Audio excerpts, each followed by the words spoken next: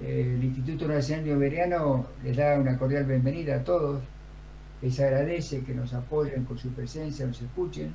Le agradecemos a Radio Constancia, que está transmitiendo también en este momento, lo cual nos permite llegar a una mayor audiencia para aquellos que no tengan este, cómo vernos.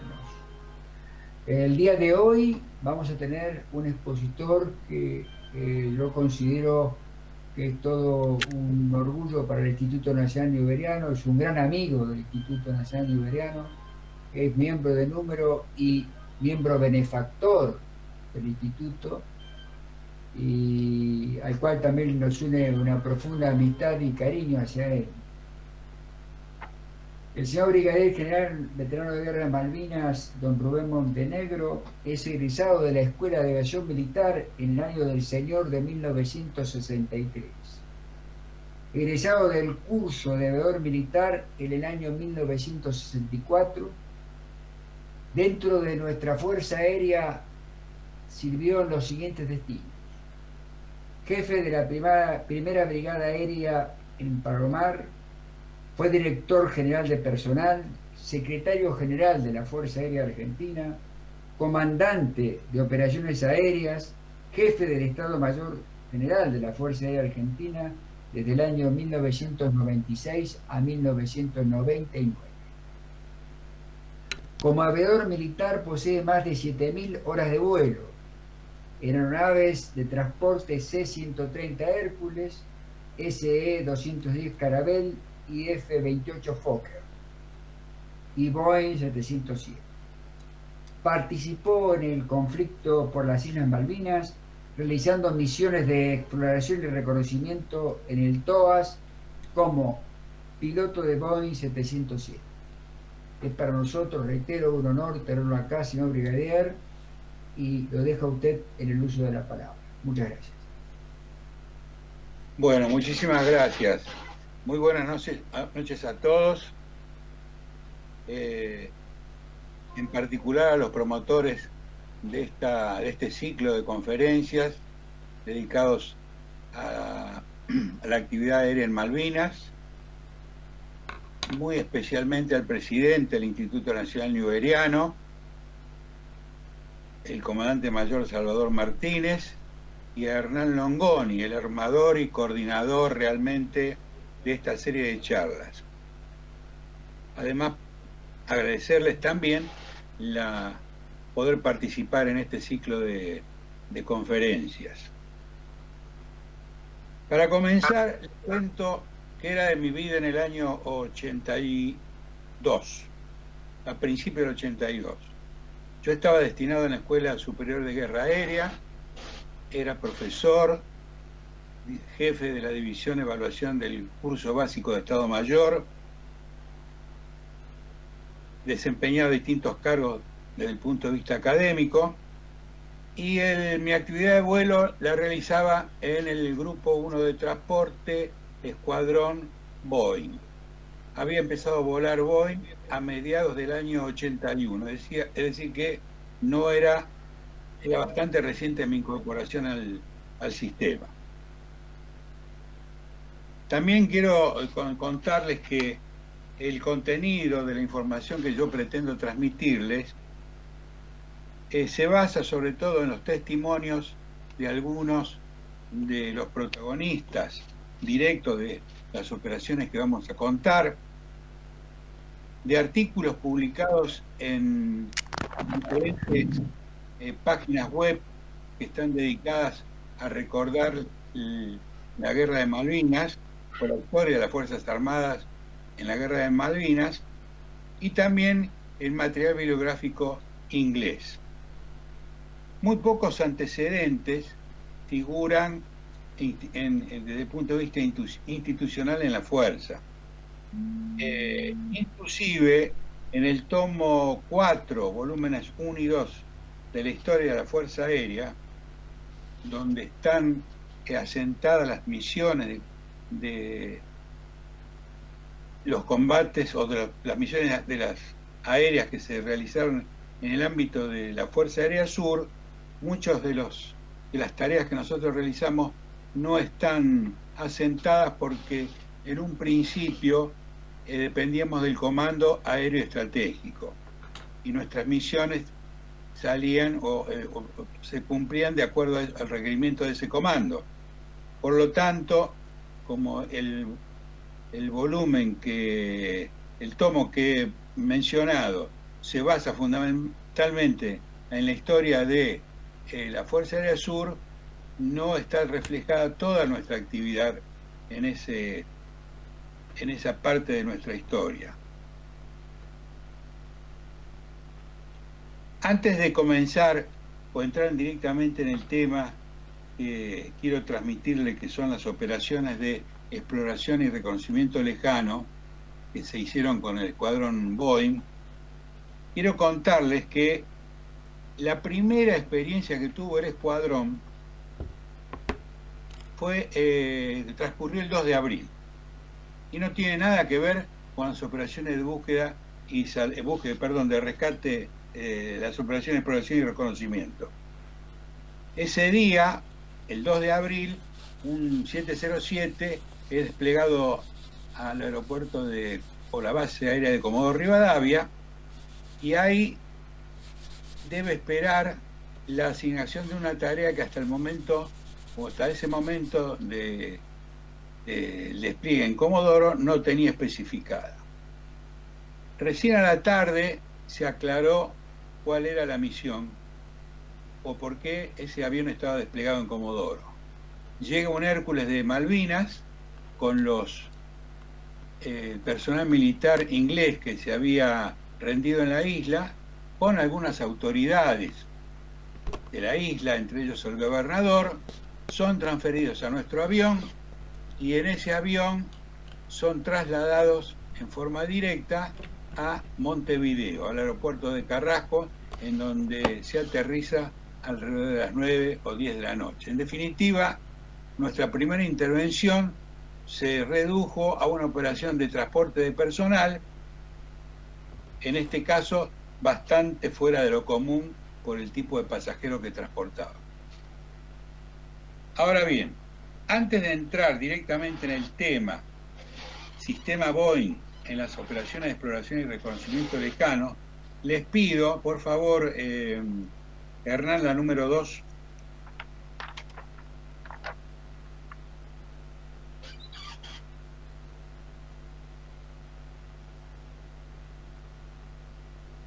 Hernán.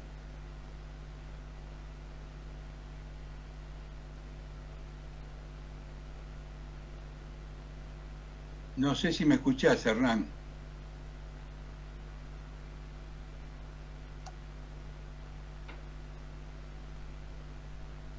No sé si estoy conectado en ese momento.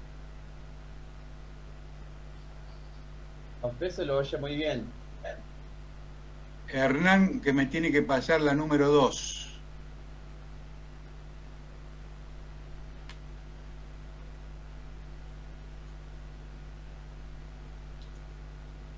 Bueno, mientras tanto, lo que iba a proponer es que me acompañaran en la lectura de una... Hola Hernán, te están llamando. Bueno, lo que le quería transmitir es lo siguiente: que me acompañaran en la lectura, que está en una transparencia,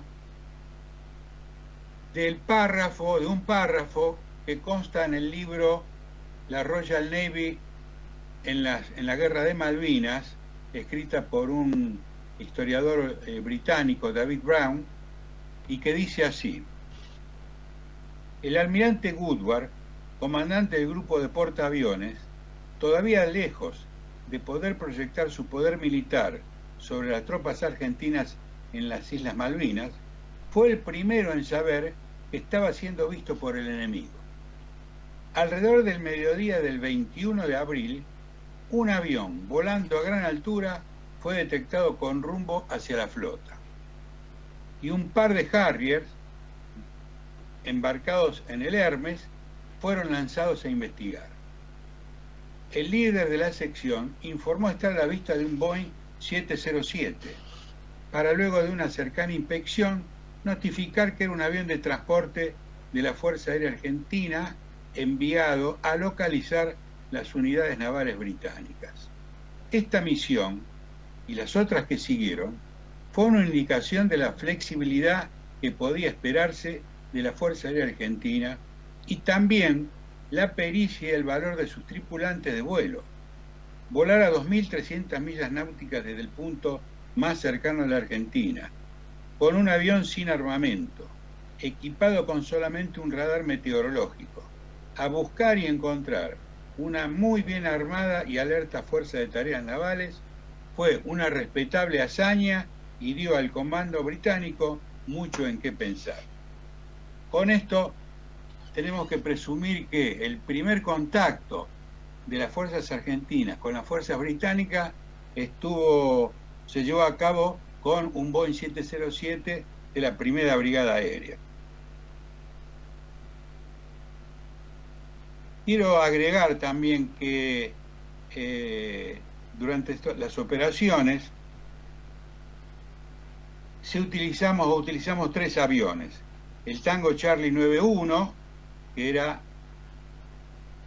ahora un avión perteneciente a la Fuerza y que había sido transferido por Presidencia de la Nación. Originalmente fue el Tango 01 presidencial, el Tango Charlie 92 y el Tango Charlie 93. Y acá hago un alto porque no sé qué pasa con Hernán, que veo que se ha unido y está encargado de pasarme las transparencias o las filminas, como he escuchado por ahí. Si se le corta el sistema, señor, hay que pasar. Bueno, sigo adelante. El esfuerzo consistió con estos 3 aviones en realizar el traslado de personal y material hacia el sur a partir del 2 de abril y realizar operaciones de exploración y reconocimiento lejano. Justamente a esta última tarea me voy a referir exclusivamente. Es importante destacar el escenario aeromarítimo de la batalla de Malvinas. Ese escenario constituyó para la Fuerza Aérea un notable reto. ¿Por qué? En primer lugar, porque el ámbito para sobrevolar era absolutamente nuevo. El tipo de blancos a atacar exactamente igual. Y las líneas logísticas a mantener también eran absolutamente distintas a todo lo que habíamos hecho o todo lo que nos habíamos adiestrado y entrenado en la fuerza en los años anteriores. Este desafío obviamente implicó asumir misiones hasta allí poco o totalmente desconocidas. Por eso se puede afirmar sin duda que el conflicto de Malvinas resultó un hito trascendente en la historia de la aviación de transporte, en razón de que debió alternar sus convencionales misiones de transporte de carga y personal con las ahora inesperadas e inéditas tareas sin preparación alguna. Producido el desembarco en las Islas Malvinas, a los pocos días se produce, para más precisión el 5 de abril, la zarpada de la flota británica de Inglaterra. Pocos días después se toma conocimiento que la flota ya estaba o por partir o partiendo de las Islas Ascensión o de la isla Ascensión hacia el ámbito de operaciones, al Teatro de Operaciones Sur o a la profundidad del Atlántico Sur. Esta situación hace que el mando militar se interese en saber la composición de la flota, cuál era la ruta o derrota que podrían adoptar y la posición, si se pudiera saber, también. Para ello debíamos contar con capacidad de realizar vuelos de exploración y reconocimiento lejano, obviamente en un ámbito o en un área absolutamente lejana al área del Atlántico Sur y muy extensa. Capacidad que, por supuesto, no se tenían, al menos con aeronaves de características militares. La manifiesta deficiencia determinó que tal tarea se asignara al material 707 de la Primera Brigada Aérea. Seguimos con inconvenientes, Hernán. No sé si me escucha. Alguien que me diga si están escuchando normalmente. Hola, ¿me escuchan ahí? Sí. Perfecto.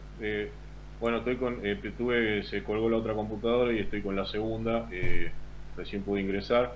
Dígame por favor si esta filmina que estoy exhibiendo la están viendo y es la que corresponde a lo que va contando. La 3. La 3.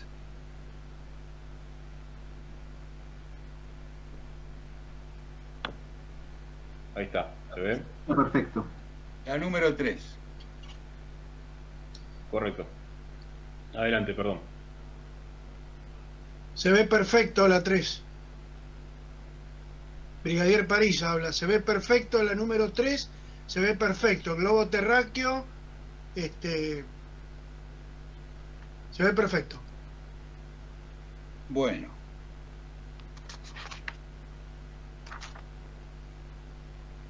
Ahí en la número 3, que yo no la veo, no sé por qué.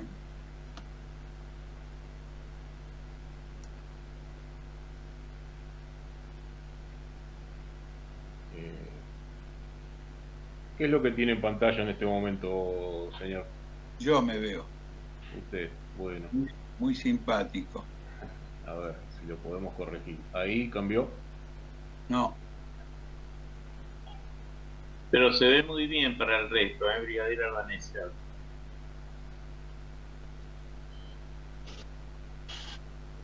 Bueno, me dicen que el número 3 es el globo terráqueo. Correcto. Sí, se ve perfecto, Brigadier. Donde está trazada la... Bueno, acá la tengo, de todas maneras. Vamos a pasar a la 4, por favor, Hernán.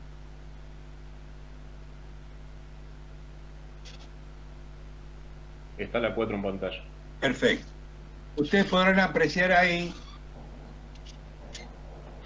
las aeronaves de exploración y reconocimiento lejano con las cuales contaba la Fuerza Aérea Argentina o las Fuerzas Armadas Nacionales y las británicas. El Nimrod MR2 británico y el Boeing 707. Lo interesante es comparar cuáles son las distintas capacidades y, más que comparar capacidades, determinar la verdadera asimetría en cuanto a capacidades que había entre los dos aviones. El Nimrod era un avión exclusivamente diseñado para la búsqueda, la exploración y reconocimiento lejana sobre el mar. Tenía una capacidad aproximadamente portante en el interior del avión de 6.000 kilos para distintos tipos de armamento. Pero además tenía pilones subalares para poder portar misiles aire-aire y antibuques. Y además tenía capacidad de obtener información de radio y radares enemigos. Y como si esto fuera poco, poseía contramedidas electrónicas y además poseía capacidad de reabastecimiento en vuelo. Esas eran las capacidades que tenía nuestro par en materia de exploración y reconocimiento. ¿Qué pasaba con nuestras capacidades? El 707 disponía del siguiente equipamiento: un radar meteorológico, 2 navegadores inerciales y un transponder. Como material adicional se sumaba en cada vuelo una cámara fotográfica que sería operada por uno de los tripulantes. Eso era todo lo que teníamos para desarrollar nuestras tareas. Como ustedes podrán ver, bastante exiguas respecto a las que poseía el Nimrod. Vamos a entrar en las operaciones. es importante dividir las operaciones que realizamos en dos fases. Una, desde que se inicia el desembarco en Malvinas hasta el 1 de mayo. Y luego la segunda fase a partir del 1 de mayo. En esta primera fase, que transcurre en abril, ponemos las 5, por favor. Sí, señor, da las 5. En esta primera fase se determinó que hiciéramos una primera salida de exploración y reconocimiento al sur de la isla Ascensión el día 21 de abril.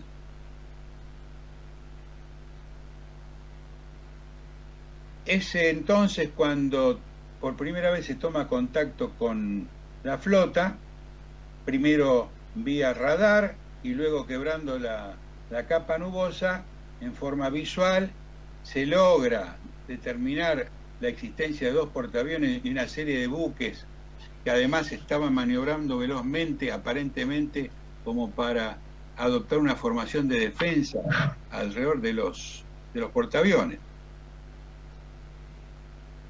Cuando se decide finalizar el contacto ya con la información precisa, o sea, más o menos la cantidad de buques, la certeza que había 2 portaaviones, se comienza a ganar altura. Al empezar a ganar altura es interceptado por los Harrier que menciona el almirante Woodward, con la intención seguramente de reconocer quién andaba por encima.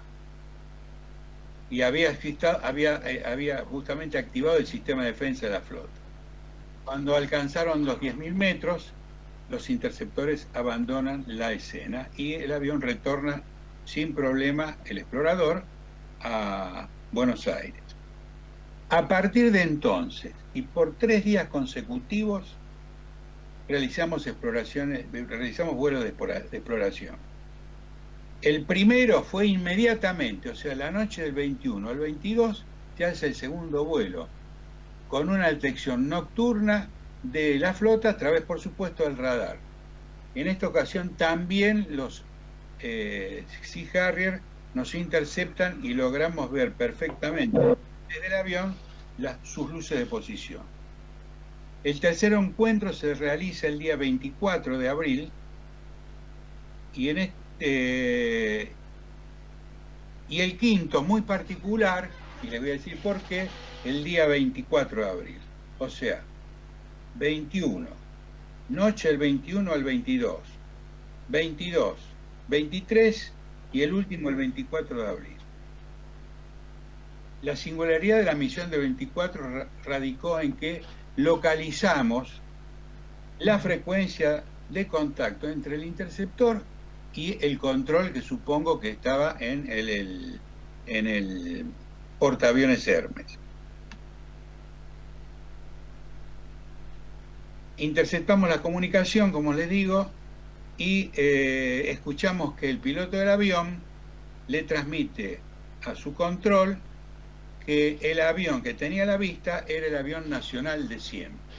O sea, era el avión que todos los días le aparecía por sobre sus cabezas. Y que hasta tenía dificultad de alcanzarlo.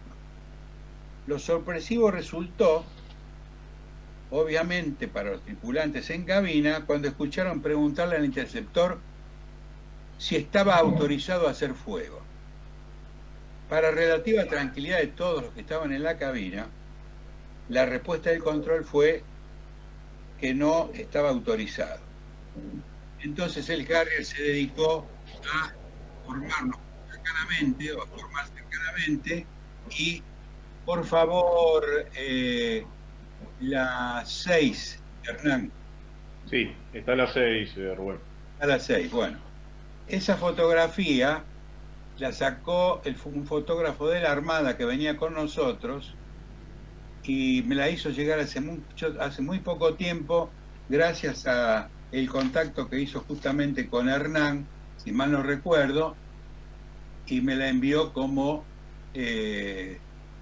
regalo, sabiendo que yo iba a hablar sobre este tema. La 7, por favor. Que está a las 7. La 7. Bueno, ahí ustedes pueden ver una pintura donde trata de representarse justamente la intercepción y acompañamiento de un Harrier. Esta pintura está realizada por un ex oficial de la Fuerza Aérea, muy buen pintor, sobre todo en materia aeronáutica y de aviación militar, Ezequiel Martínez. Muchos de ustedes deben haber escuchado hablar de él. Las otras dos fotografías, el Harrier en la punta de plano del 91 y otra muy cercana, son las que se obtuvieron ese día, y las obtuvo también, estamos hablando del quinto vuelo,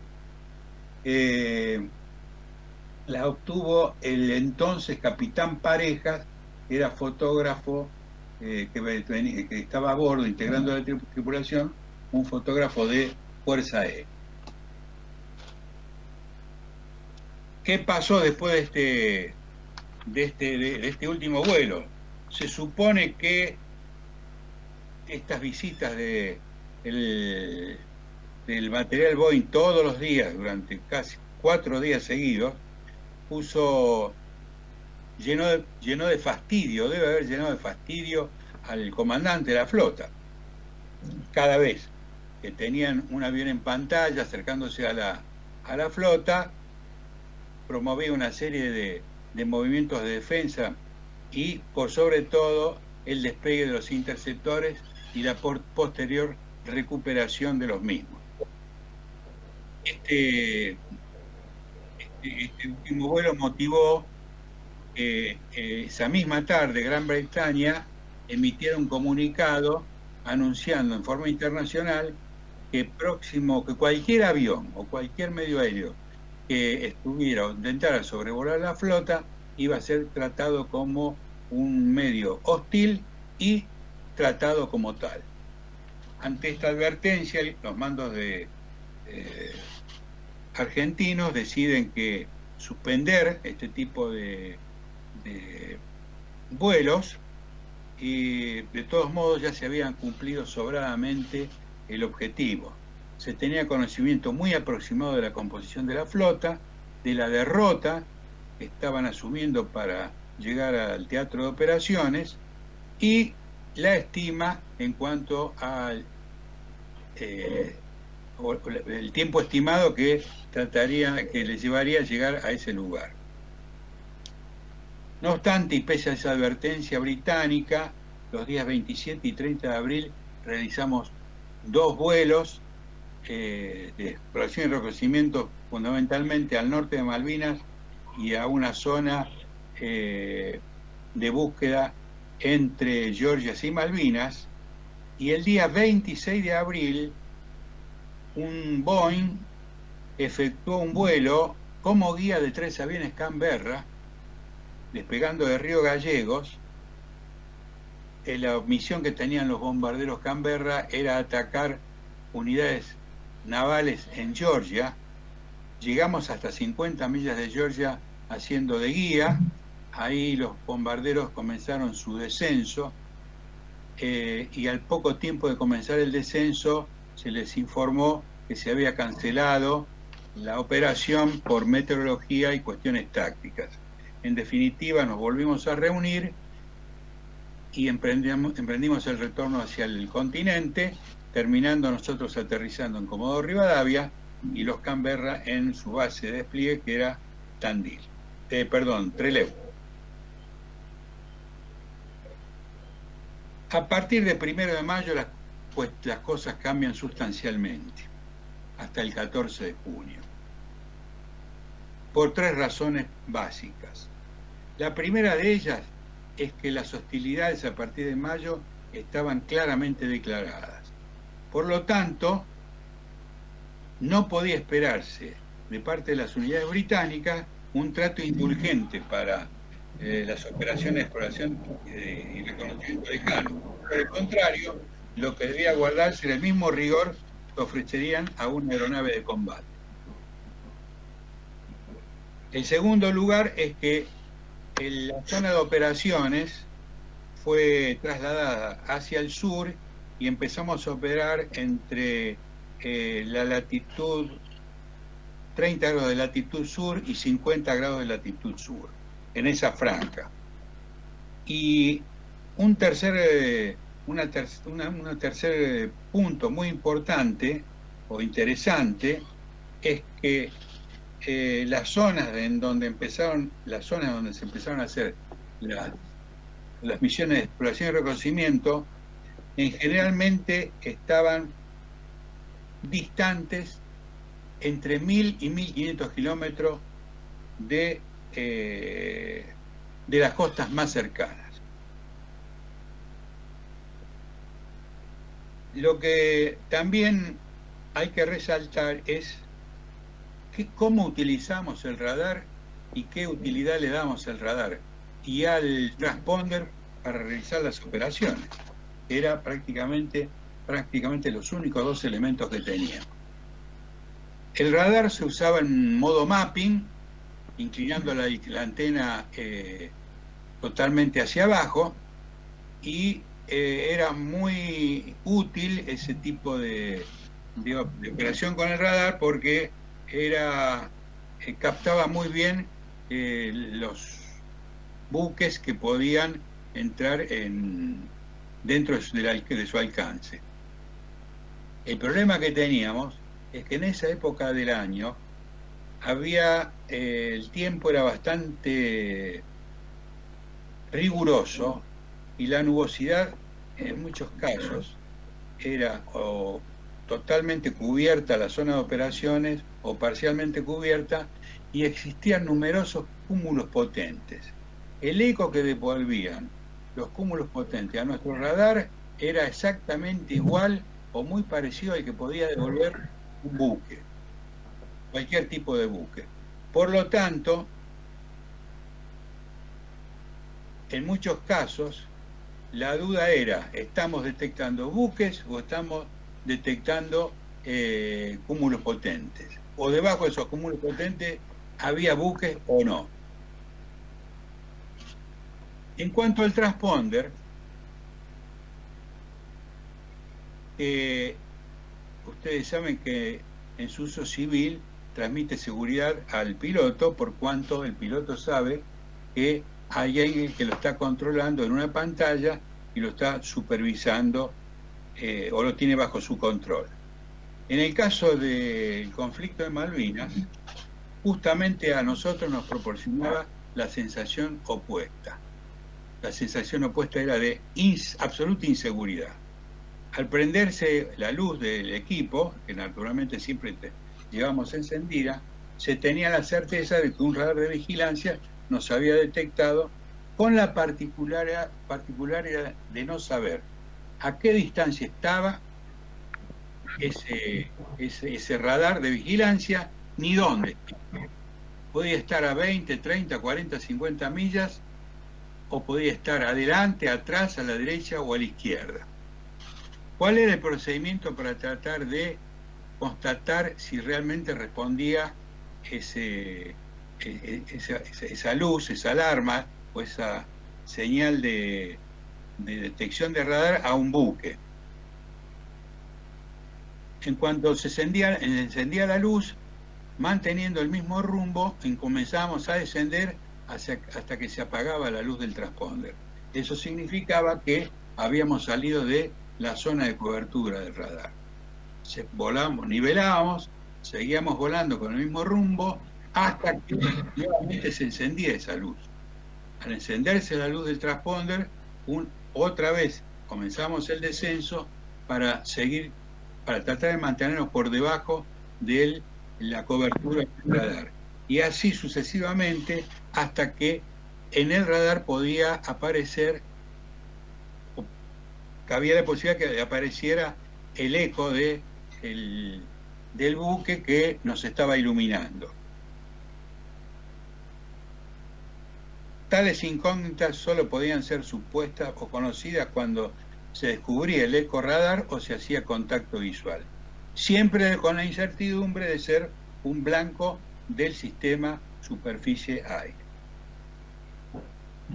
Durante esta segunda etapa, los vuelos de exploración y reconocimiento, en la gran mayoría, se hacían desde Bahía Blanca y desde Ezeiza, en razón de que la longitud de la pista nos permitía salir con máximo de combustible. Normalmente no salíamos con menos de 10 horas de autonomía. Normalmente se invertía alrededor de un par de horas en llegar a las zonas de búsqueda, un par de horas más o menos en patrullar la zona que se nos había asignado, y un par de horas o un poco más nos invertía o nos utilizamos para regresar. El promedio de las horas de vuelo de las exploraciones y reconocimiento estuvo en el orden de las 7 horas. Por supuesto, demandando una enorme atención por parte de la tripulación, particularmente desgastante debido al prolongado periodo en los patrones de búsqueda y a la tensión que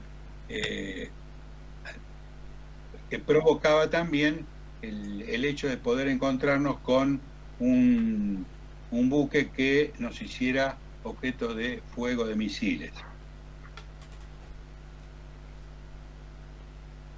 Lo que me interesa ahora es relatarles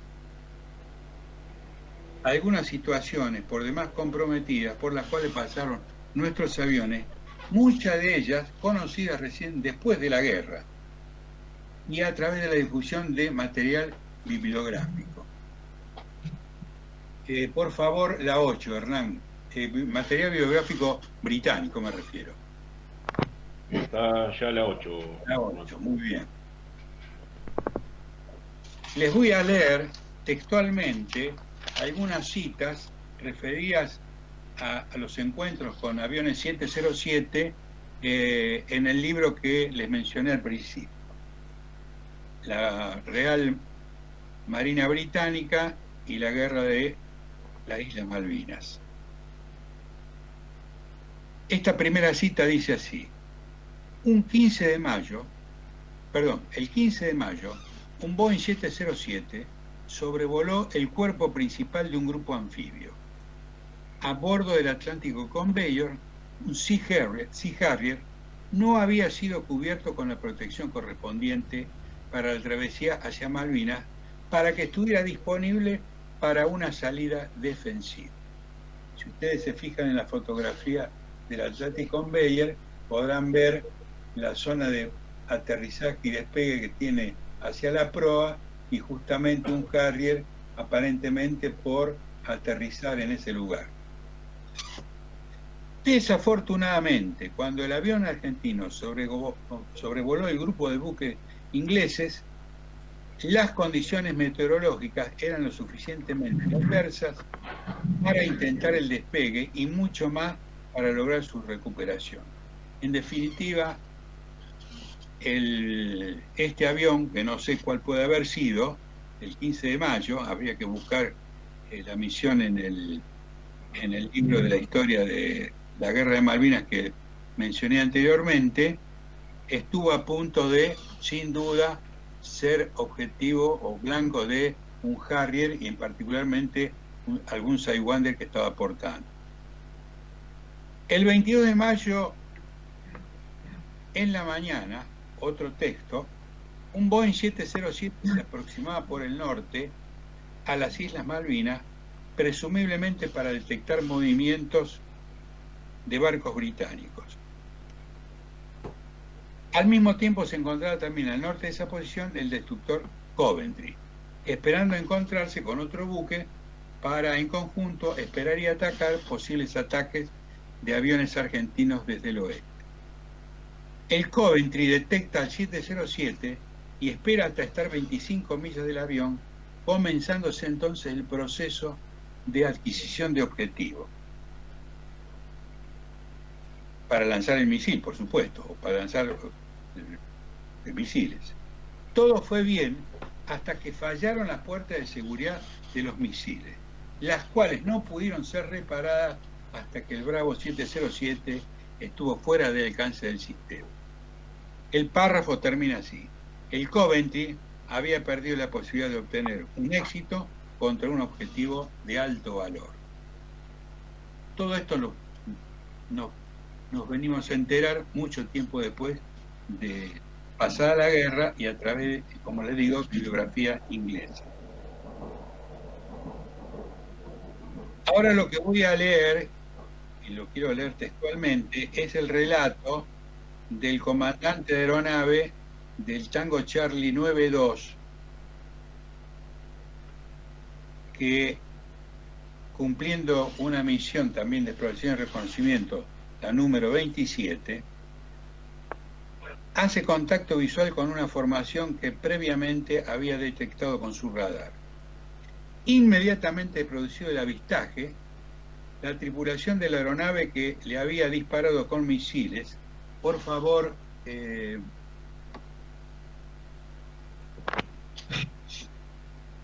Sí, lo escucho. Paso a la siguiente. la 10. La 10. La 10. La 10 está en pantalla. Después volvemos a la 9.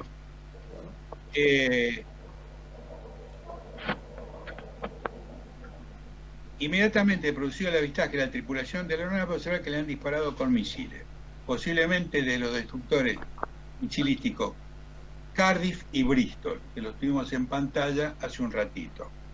En un primer intento para eludirlos, se inicia un pronunciado ascenso que luego de advertir la cierta posibilidad de ser alcanzado, se cambió por un descenso a máxima velocidad acompañado por un viraje escarpado y los 4 reactores reducidos por completo, buscando aceleradamente la menor altura posible sobre el mar y percibiendo una explosión cerca de la cola y un par de misiles más que se pierden sin rumbo.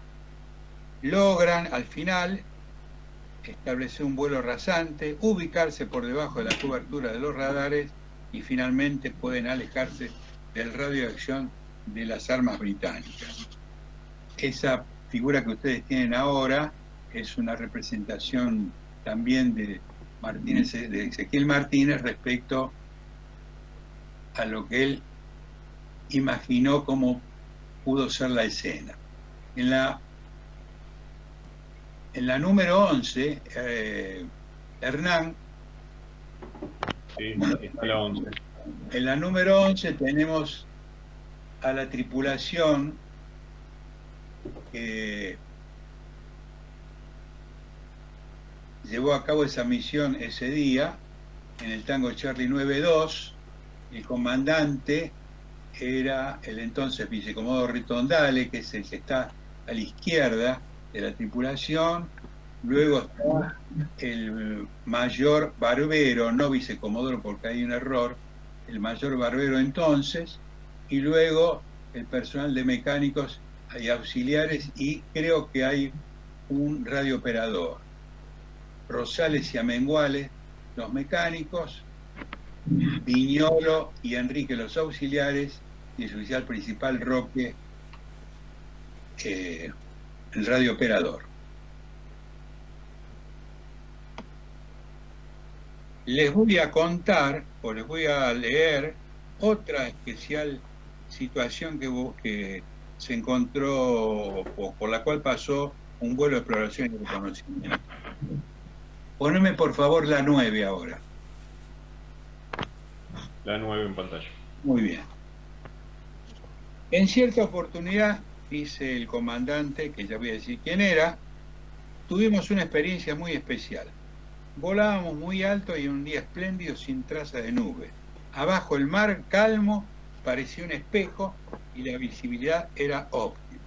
Tiene muy buena redacción porque se ha dedicado a escribir y tiene bastante material sobre la historia de Malvinas.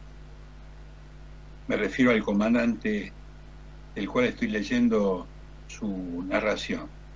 Hasta ese momento el radar no había detectado buques y el transporte activado no daba ninguna señal. Tiempo después, sorpresivamente, la luz verde comenzó a parpadear, el transponder, lo cual nos llevó a la inmediata conclusión de que un radar instalado en alguna posición nos había adquirido. La cuestión era simplemente esta: ¿dónde estaba el localizador del radar y si era un avión o un buque? Que es lo que yo le comenté anteriormente. Teníamos una señal de prendía la luz del transponder, que siempre estaba encendido el equipo, y cuando teníamos la luz encendida del transponder, en realidad lo que no sabíamos era dónde estaba ni a qué distancia estaba el posible emisor de esa señal. ¿Era un avión o era un buque?, dice. Todas las tripulaciones del escuadrón Boeing sabíamos que inmediatamente de ser detectado podían llegar los misiles. Yo ocupaba el puesto de pilotaje a mi izquierda y de pronto vi pasar un avión también a mi izquierda con rumbo opuesto. No lo confundí con un Harrier, puesto que vi o noté que era un avión mucho más grande. Finalmente nos dimos cuenta. Era un avión Nimrod británico, equipado con sistemas electrónicos para cumplir operaciones de exploración y reconocimiento. Bueno, ya les conté todo lo que tenía para cumplir con este tipo de tareas. Poco después, nuestro transponder dejó de advertirnos detección radar, con lo cual concluimos que había continuado realizando su misión. A raíz de ese encuentro, los ingleses adaptaron rápidamente los pilones en las salas del Nimrod para poder alojar misiles Sidewinder. Presumiblemente decidieron no perder en algún otro fortuito encuentro la oportunidad de derribar alguno de nuestros aviones Boeing. Esta narración es del vicecomodoro Conte, que era el comandante del vuelo. Y la número 9 muestra, por supuesto que no es una fotografía nuestra, es una fotografía extraída de bibliografía inglesa, muestra la estela del 707 tomada desde un avión Nimrod. ¿Será o no la de este vuelo? No sabemos. Ahora les quiero contar algo que tiene o que ha tenido muy poca y casi ninguna difusión. Ni siquiera entre muchos de los tripulantes de Boeing en ese momento.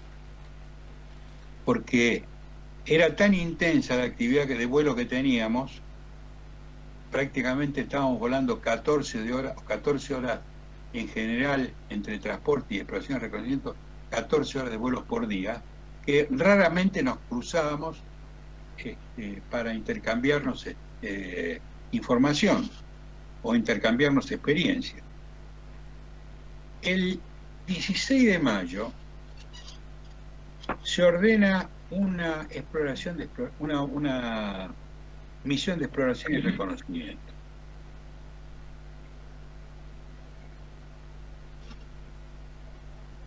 Esa exploración y reconocimiento debía hacerse en un área aproximadamente entre 40 grados de latitud sur y 45 de latitud sur y 50 de longitud oeste y 46 oeste. Más o menos cubría un área de 60 millas náuticas cuadradas. La tarea era de reconocimiento fotográfico y debía ser fotografiado fehacientemente el objetivo. Ese día no se encuentra absolutamente nada en la zona que se había ordenado patrullar. Ante la duda de que no se hubiera cubierto exactamente el área a patrullar, valga la redundancia, el 18 de mayo, ante la duda de algunas personas que habían ordenado el vuelo en el Comando Aéreo Estratégico. Por tal razón, el día 18 de mayo, el jefe de escuadrón decide repetir el vuelo e invitando gentilmente a personal que había ordenado, que había ideado esta misión de exploración, a que los acompañara en el vuelo. ¿Cuál era el objetivo? El objetivo principal era fotografiar, supuestamente si lo encontraban, al portaaviones Hermes más 4 buques auxiliares y una fragata. Debía ser fotografiado fehacientemente el portaaviones. Yo lo que le quiero traer a la imaginación de ustedes, me quiero imaginar, y siempre quise imaginarme, lo que debía ser un avión con el porte del 707, navegando o volando rasante, tratando de acercarse al Hermes, un portaaviones que seguramente, como todos los buques de guerra y este tipo de aviones, de buques, estaba armados para defenderse con misiles y armamento estándar. Además, los buques auxiliares y la fragata no estaban casualmente alrededor del Hermes, sino que estaban custodiándolo. Lo que yo no me puedo imaginar es, o me cuesta imaginar, acercarme o hacer que esta misión se acercara lo suficientemente al Hermes para poder sacar una fotografía y no recibiera una respuesta vigorosa por parte de la escolta del Hermes y el Hermes mismo. Nosotros ya habíamos volado bajo capa en muchas circunstancias. Yo particularmente en una misión estuvimos volando con entonces vicecomodoro Ricardini más de media hora a 200 pies sobre el mar, circunvalando un grupo de buques, de 3 buques que aparentemente estaban repostando de un buque logístico, y era casi imposible mantener la estabilidad a esa altura en viraje permanente por la turbulencia y además por la escasa visibilidad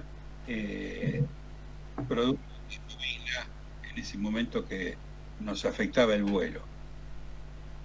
Esto es para que tengan una idea de realmente el riesgo y el peligro que se corría en el cumplimiento de algunas de las misiones que se le imponían al escuadrón 707. Al final no se encontró nada. Pero los que diseñaron la búsqueda tuvieron la oportunidad de volar el avión y constatar que en ese lugar que ellos decían que estaba esta formación, no estaba. Finalmente, el 14 de junio, a las 14:40, aterrizó en el Palomar el Tango Charlie 91, después de realizar la última misión de exploración, volando 8 horas 20. El piloto, entonces al mando, era el vicecomodoro Pauli, y el copiloto era el mayor Barbero. Por favor, la 12. La 12. En esta presentación he tratado de resumir las operaciones del escuadrón. En cuestión de transporte, se trasladaron 1.660 toneladas entre el 2 de abril y el 14 de junio. Se trasladaron o transportaron 7.900 hombres. Se realizaron 54 operaciones de transporte y se voló en ese rubro de transporte solamente 540 horas, o se volaron. En cuanto a exploración y reconocimiento, se volaron 61 misiones y se volaron 525 horas. Prácticamente se voló la misma cantidad de horas, tanto en la exploración como en el transporte de medios. En total, 1065 horas.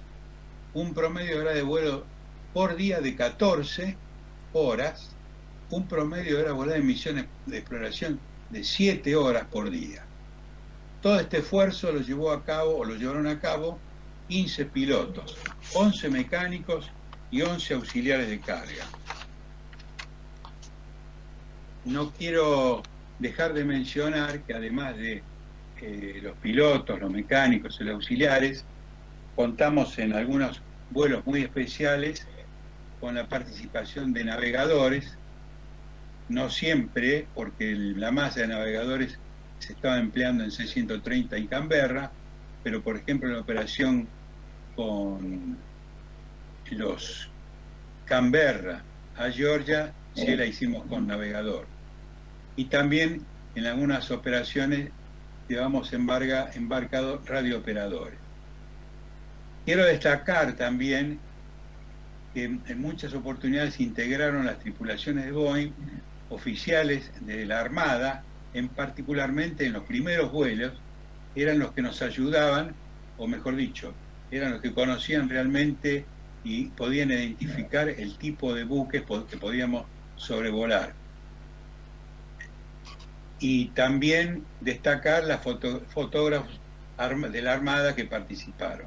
O sea, de la Armada participaron pilotos para la identificación de vuelos, buques y algunos fotógrafos para la toma de fotografías. Quiero destacar, por otra parte, también la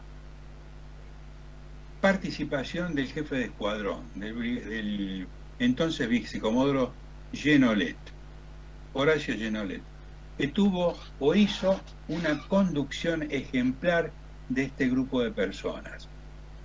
Digo ejemplar por varias razones, pero la más importante. Primero, es que estuvo volando a la par de todos los pilotos. Y es más, asumió la responsabilidad como comandante en algunos vuelos considerados los más comprometidos. Y por otra parte, tuvo la responsabilidad también de comandar, desde el punto de vista, como jefe de escuadrón, un grupo de pilotos, de los cuales la mitad eran más modernos, pero la otra mitad eran más antiguos. Todos vicecomodoros mucho más antiguos que él. Y que realmente tuvo una conducción ejemplar y una habilidad para amalgamar el esfuerzo de todos nosotros. También quiero destacar, casi me olvido, de la participación de un suboficial como mecánico. Me estoy refiriendo al suboficial mayor Carlos Blasek. El suboficial mayor Carlos Blasek, un antiguo mecánico, un mecánico de aviones en vuelo, un mecánico de vuelo, con una amplísima experiencia, que había volado DC-3, DC-4, DC-6, F-28, Avro 748 cuando Presidencia tenía un avión de ese tipo, y finalmente había sido comisionado a Estados Unidos para traer con otro mecánico, juntamente con los pilotos correspondientes, el entonces Tango 01, convertido, como dije yo, en el Tango Charlie 91. El suboficial Blasek se había retirado en el año, a finales del año 81, después de una dilatada carrera. El día 4 de abril se presentó en el escuadrón, se presentó al jefe de escuadrón y pidió que lo incorporaran a la dotación de vuelo. Y pidió por favor que lo incorporaran porque no podía, él consideraba que con su experiencia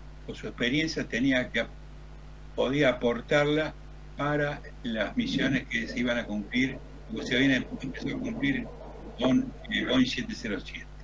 Se incorporó al grupo de mecánicos y voló casualmente hasta el último día.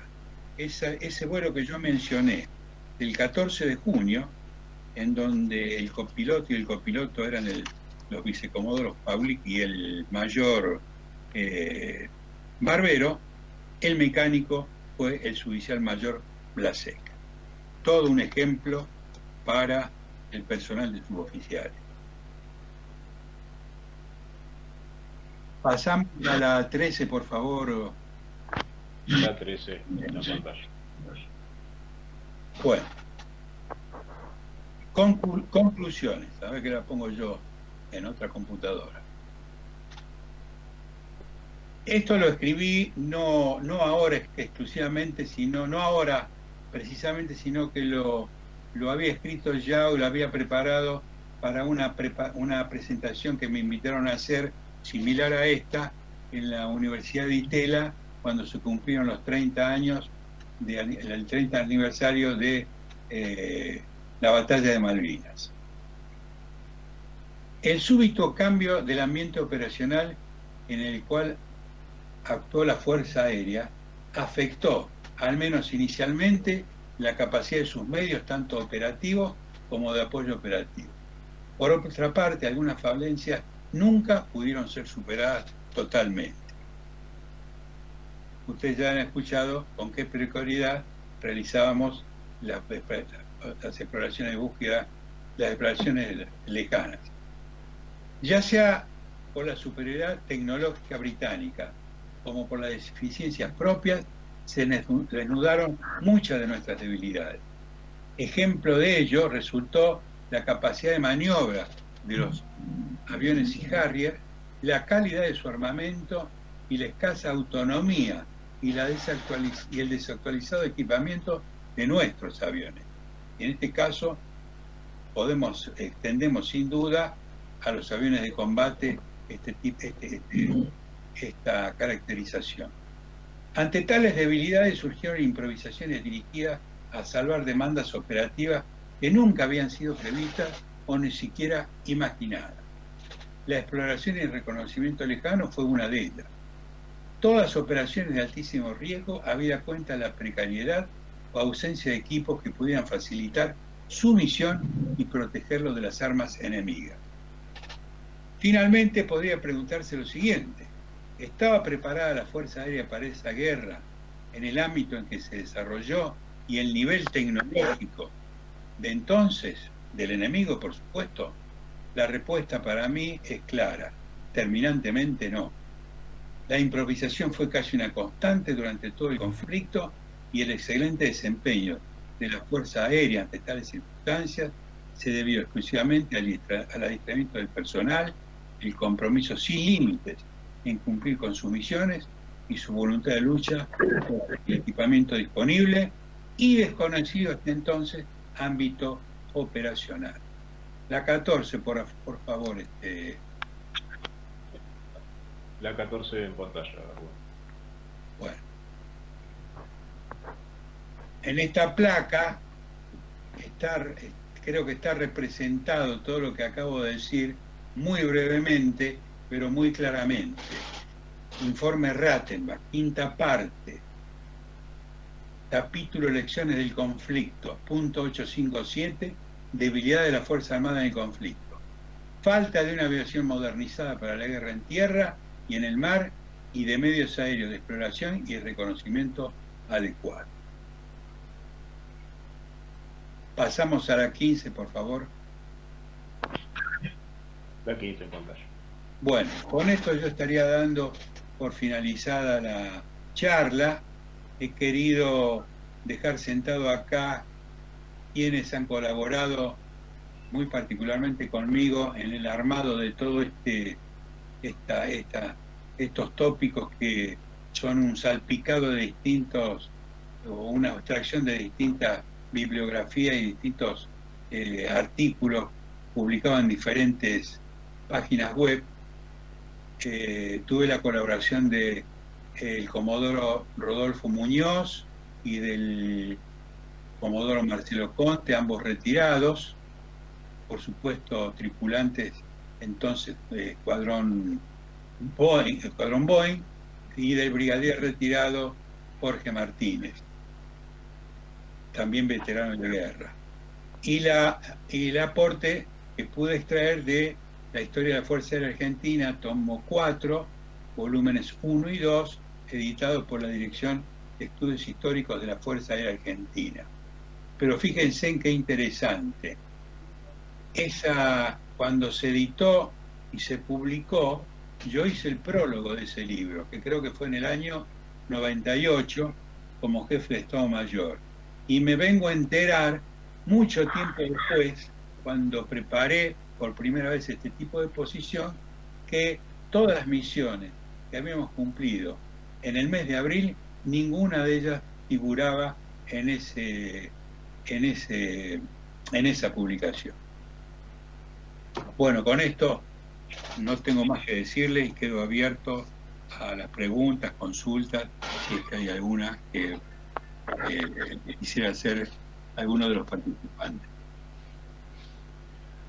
Bueno, en principio los invitamos a todos a abrir el micrófono y a brindar un aplauso al expositor en agradecimiento por su brillante exposición, un poco manchada por la técnica, pero salimos airosos adelante. Así que, señor brigadier.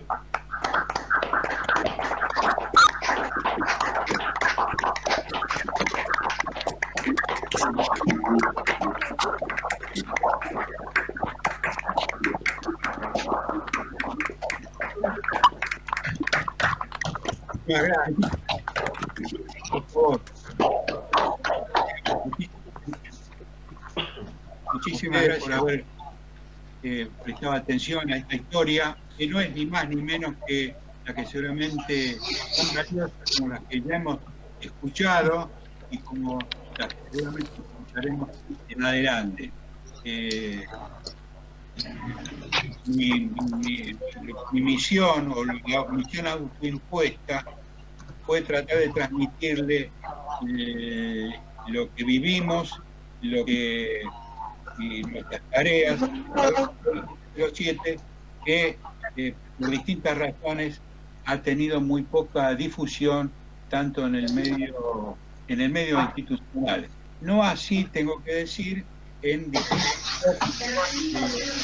como la historia aérea de la Guerra de Malvinas. Así que, muchas gracias a todos, y en particular muchas gracias Hernán y muchas gracias al comandante Martínez.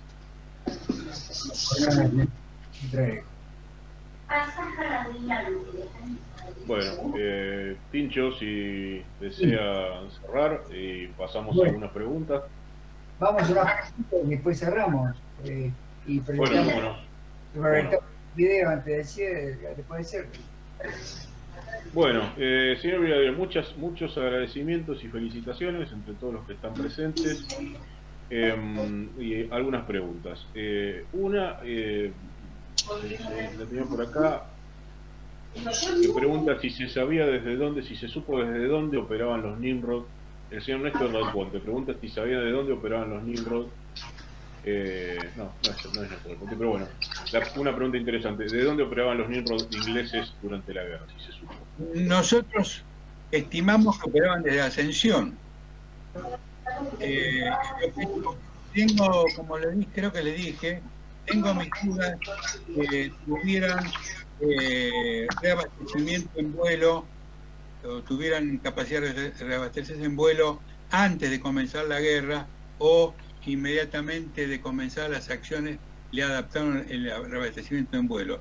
Lo cierto es que pasaron con reabastecimiento en vuelo a tener una autonomía de 12 a alrededor de 17 horas.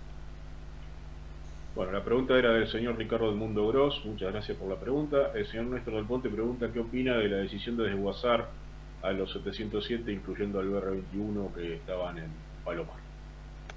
Bueno, qué pregunta que me hace. No tiene ninguna relación con la charla, pero realmente es una pregunta que a todos los que hemos volado ese sistema, o mejor dicho, es un tema al cual todos los que hemos volado el sistema nos apenó muchísimo.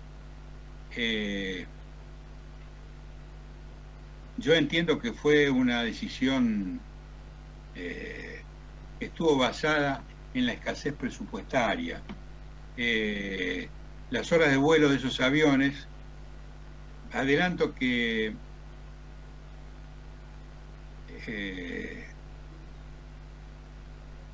cuando yo era jefe de brigada todavía estaban volando. Las horas de vuelo se habían transformado en una carga muy pesada, el costo de la hora de vuelo. Por otro lado, las turbinas no tenían supresor de ruido, así que estaban muy limitadas a operar en el exterior. Había prácticamente lugares en donde no se podía operar porque al no tener motores con supresores de ruido, directamente se negaba la operación. Pero vuelvo a repetir, la situación presupuestaria, particularmente a partir de el año, yo diría que la decadencia presupuestaria que venía manifestándose ya desde el año 83, por supuesto, se agravó o empezó a agravarse rápidamente a fines del año 99. Y en el año, a partir del año 2000 fue muy difícil para los quienes conducían la fuerza tratar de mantener volando algunos sistemas. No tengo respuesta, no quiero juzgar a las decisiones que se tomó en cuanto al desguace. Creo que tengo la certeza de que los mandos de la fuerza han transmitido siempre a los políticos de turno la necesidad, por ejemplo, o la importancia de contar con un avión de estas características para tener un medio de transporte estratégico. Ustedes recuerdan que en la guerra del Golfo nosotros estuvimos volando ahí un 707, no sé por cuánto tiempo, pero como cerca de 2 meses y un Hércules. Y para aquellos que no lo conozcan, el primer avión de la coalición que aterrizó en Bagdad, declarada el cese de hostilidades, fue el Boeing 707 de la Fuerza Aérea Argentina. Pero nunca hubo una conciencia política, un convencimiento político de la necesidad de seguir contando con ese tipo de capacidades estratégicas o de transporte estratégico, y menos de contar con el verificador, el BR, el Víctor Romeo 21, que yo alcancé a volar un par de veces antes de abandonar el sistema, como un elemento de alto valor estratégico para la obtención de información. Bueno, señor Brigadier, sobradamente respondida la pregunta. Una pregunta mía, me gustaría saber cómo era la orgánica, ya para ir cerrando, porque ya llevamos largas 2 horas de presentación, pero sí de reunión. ¿Cómo era la orgánica del escuadrón? ¿A quién respondía? De eso hablamos, creo que ayer. Un detalle que no era una orgánica directa de la FAS, o cómo era, quién respondía directamente el escuadrón. Bueno, el escuadrón, quiero aclarar, creo que no sé si lo mencioné. En realidad, cuando empieza la guerra, no existía el escuadrón 5. Los 3 aviones formaban parte del escuadrón 2, que era el escuadrón que se había formado cuando llegaron los F-28 en el año 75. O sea, el escuadrón 2 agrupaba los aviones F-28 y los aviones Boeing. El escuadrón 5 nace en el año 83, cuando se terminan de incorporar, creo que 3 aviones más, el 94, 95 y 96. La dependencia o el escuadrón orgánicamente seguía dependiendo o estaba dentro de la estructura de la primera brigada aérea. O sea, el responsable a quien había que rendir cuenta de todas las operaciones y el responsable de que las operaciones se realizaran era el jefe de brigada, el jefe del grupo 1 de transporte, que en este caso se trasladó a Comodoro Rivadavia y se instaló allá el brigadier, el entonces Comodoro Martínez, y el jefe de escuadrón, el jefe de escuadrón, en este caso era el escuadrón 2, el vicecomodoro entonces Genolet. Y nosotros en principio respondimos a órdenes fragmentarias que llegaban desde el Comando Aéreo Estratégico a la brigada. Y la brigada imponía la misión al escuadrón. Después que pasó esa primera etapa del mes de abril, empezaron a mezclarse los requerimientos de exploración y reconocimiento lejano, tan del CAE con las pedidas por la Fuerza Aérea Sur. Es decir, que era como que actuábamos a pedido del Comando Aéreo Estratégico o de la Fuerza Aérea Sur. Es por eso que yo comentaba que muchas de las operaciones no están asentadas en el libro de la historia de Malvinas, porque solamente han incluido las acciones de la Fuerza Aérea Sur. Sí están incluidas algunas de las operaciones nuestras que hacíamos al servicio o a pedido de ese comando. Muchísimas gracias por la ¿Me permiten respuesta. hacer una pregunta por micrófono? Sí, como no, adelante. Mire, me interesaría saber ese vuelo del 2 de abril, donde llevaron al gobernador de Malvinas y a su séquito, si les permitieron llevar principalmente al gobernador sus pertenencias, cómo se y sus esposas, si las tenían, y si en el vuelo se comportaron tranquilos y había algún oficial armado que los controlaban. ¿Puede ser? Sí, cómo no. En realidad, nosotros muy poco contacto tuvimos con el pasaje, con estos pasajeros tan especiales, porque estábamos en la cabina de vuelo, y eventualmente alguno de nosotros se asomó a ver cómo andaba la cosa en el interior del avión. Pero no hubo ningún problema. El vuelo fue muy tranquilo, los pasajeros creo que venían más contentos que tristes, venían custodiados por personal del grupo de operaciones especiales, no hubo ninguna situación de agravio ni ninguna situación de destacar en cuanto a enojos por parte de los ingleses o una actuación ruda por parte del grupo de operaciones especiales.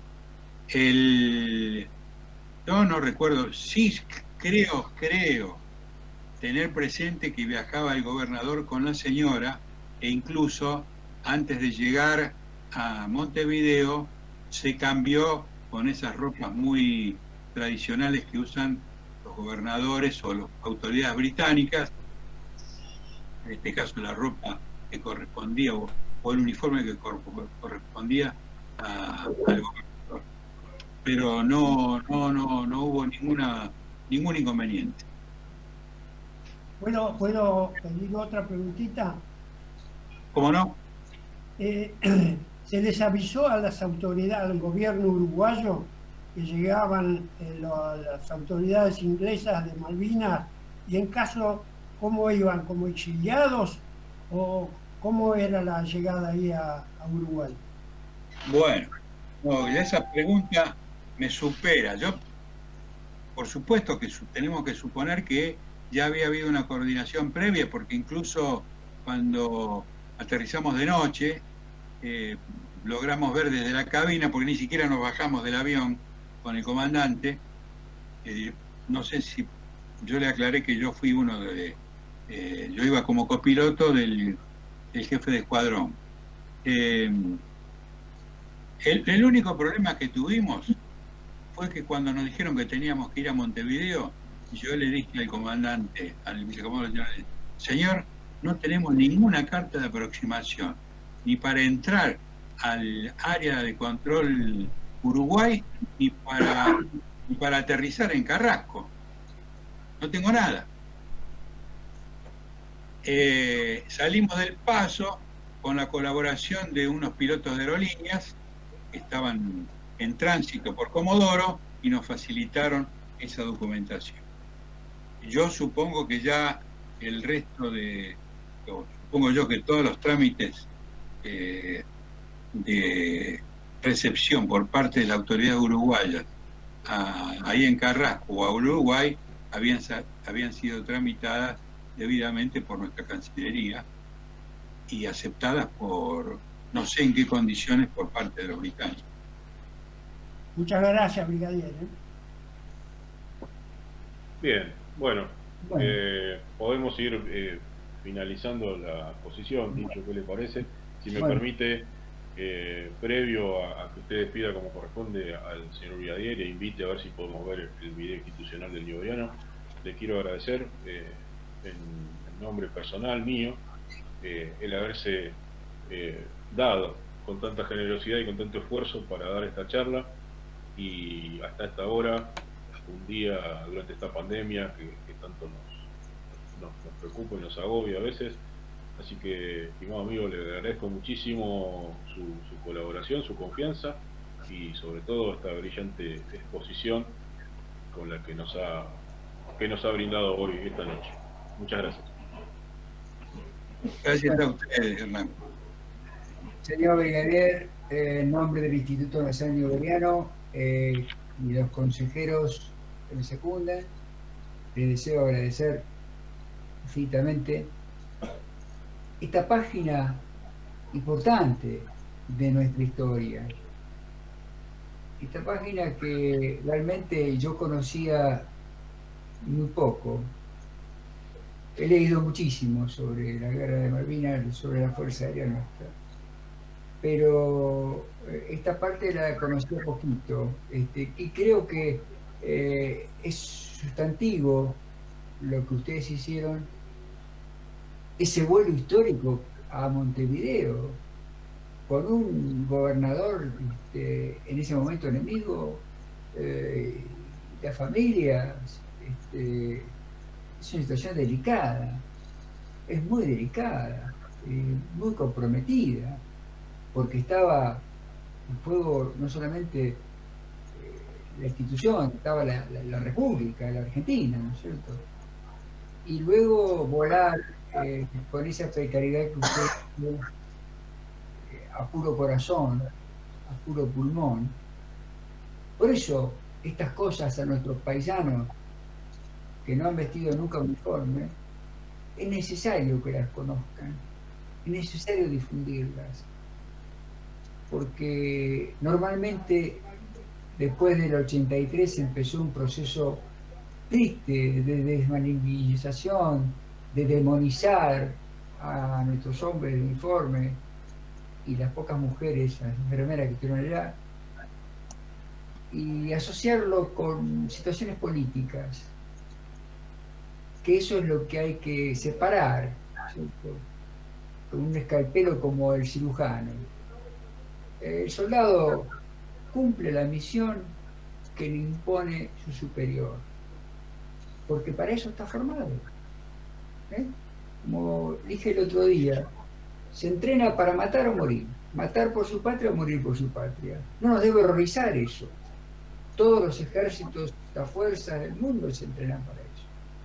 Entonces, esta circunstancia de poder difundir tan importante acción nos llena de un sentimiento que trasciende las meras palabras que yo pueda pronunciar y las que todos ustedes están escuchando. Le agradezco, señor, profundamente, de tantos años que le conozco, de tanta ayuda que nos dio el Instituto, y a todos los que han estado aquí con nosotros, les agradecemos